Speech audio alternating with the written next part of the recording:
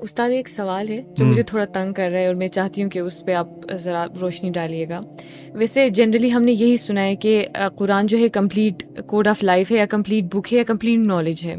تو جو آپ کی اپروچ ہے اس میں آپ ایسے کر رہے ہو, آپ ڈفرینٹ چیزوں سے ہیلپ لے رہے ہو.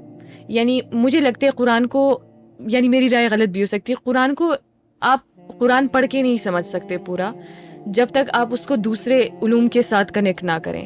جیسے آپ نے کہا ہسٹری کے ساتھ, جیسے آپ نے کہا سائنس کے ساتھ. تو پھر یعنی قرآن پھر کمپلیٹ بک کیسے ہوئی, یعنی کمپلیٹ نالج کیسے ہوئی؟ بہت اچھا سوال ہے.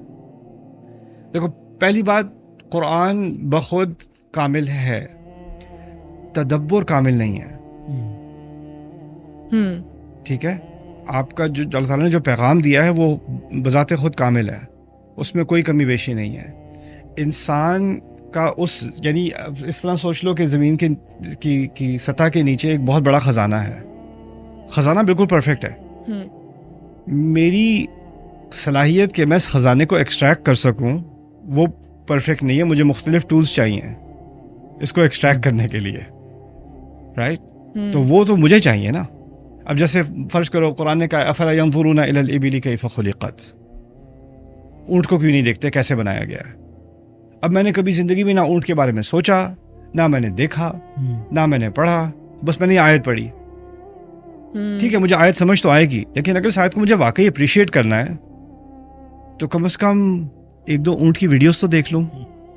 کو جا کے اونٹ پہ کو بیٹھ جائے, کسی نے اونٹ پہ سفر کیا ہو, کسی نے اونٹ کی انیٹمی پڑھی ہو, کسی نے ایسے لوگوں سے بات کی ہو جو اونٹوں کے ساتھ کام کرتے ہیں ساری زندگی, وہ اس آیت کے بارے میں کچھ سیکھے گا کہ نہیں؟ سیکھے گا تو صحیح.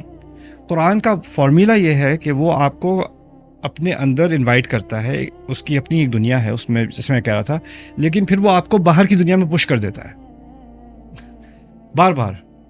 اس کی آیات ہی ایسی ہیں, اللہ تعالیٰ کی آیات ہی ایسی ہیں, سنوریہم آیاتنا فی الآفاق وفی انفسہم حتی یتبین لہم انہ الحق, رائٹ؟ تو وہ قرآن کا ایک فارمولا ہی یہی ہے کہ اس کا تدبر سمجھنے کے لیے وہ آپ کو بار بار کہتا ہے باہر جا کے دیکھو, سیروا فی الارض فانظروا, جاؤ زمین میں جاؤ دیکھو. قرآن کہہ رہا ہے, قرآن پڑھنے کے بجائے کہہ رہا ہے جاؤ کہ باہر جا کے دیکھو, رائٹ؟ اور پھر کیف بدأ الخلق فلم یسیروا فی الارض فینظروا کیف بدأ الخلق.